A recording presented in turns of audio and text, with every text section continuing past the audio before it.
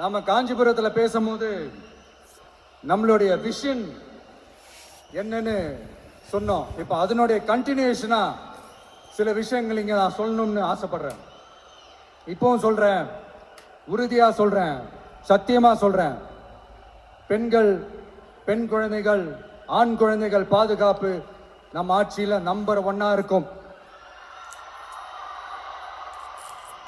சட்டம் ஒழுங்கு ரொம்ப ரொம்ப ஸ்ட்ரிக்டா இருக்கும். அரசு பள்ளிக்கூடங்களும் கல்லூரிகளும் முதல் தரமா இருக்கும்.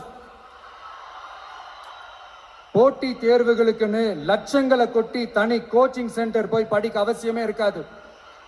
ஏன்னா கவர்மெண்ட் ஸ்கூல், காலேஜ் சிலபஸே போட்டி தேர்வுகளை ஈஸியா சந்திக்கிற வகையில் அந்த ஸ்டாண்டர்டுக்கு ஏத்த மாதிரி அமைக்கப்படும். உயர்நிலை பள்ளி பாடத்திட்டங்களிலேயே அடிப்படை அரசியல் சாசன சட்டம் சேர்க்கப்படும்.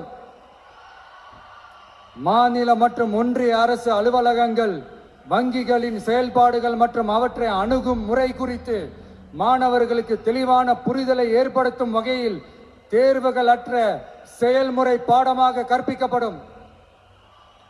இந்தியா முழுக்க உள்ள ஒன்றிய அரசு சார்ந்த கல்வி நிலையங்கள் மற்றும் அதன் சேர்க்கை அட்மிஷன் குறித்து புரிதலும் தெளிவும் மாணவர்களுக்கு உருவாக்கப்படும்.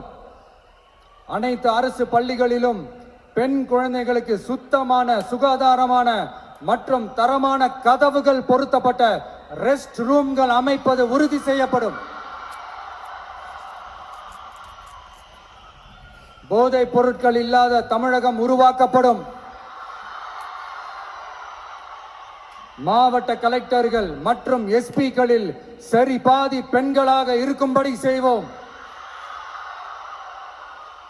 மலை கிராமங்களில் அரசு ஆரம்ப சுகாதார நிலையங்கள் பிரசவம் பார்க்கும் வசதியுடன் அமைக்கப்படும். பஸ் போக்குவரத்து இல்லாத கிராமங்கள் மற்றும் மலை கிராமங்களே இல்லை என்ற நிலை உருவாக்கப்படும். ஏற்கனவே அமைப்பு சாரா தொழிலாளர்கள் அமைப்பு இருந்தாலும் ஆட்டோ, டாக்ஸி மற்றும் லாரி டிரைவர்களுக்கென அவர்களின் நலன்களுக்காகவும் குடும்ப நலன்களுக்காகவும் தனியாக நல வாரியம் அமைக்கப்படும். தென் தமிழகம் உட்பட தமிழகத்தின் தேவையான பகுதிகளில் தொழிற்சாலைகள் அமைக்கவும் தொழில் வளம் பெருக்கவும் தனி கவனம் செலுத்தப்படும். விவசாயிகள், மீனவர்கள் மற்றும் நெசவாளர்களின் கருத்துக்களை அறிந்து அவர்களுக்கான திட்டங்கள் காலத்தின் தேவைக்கேற்ப உருவாக்கப்படும்.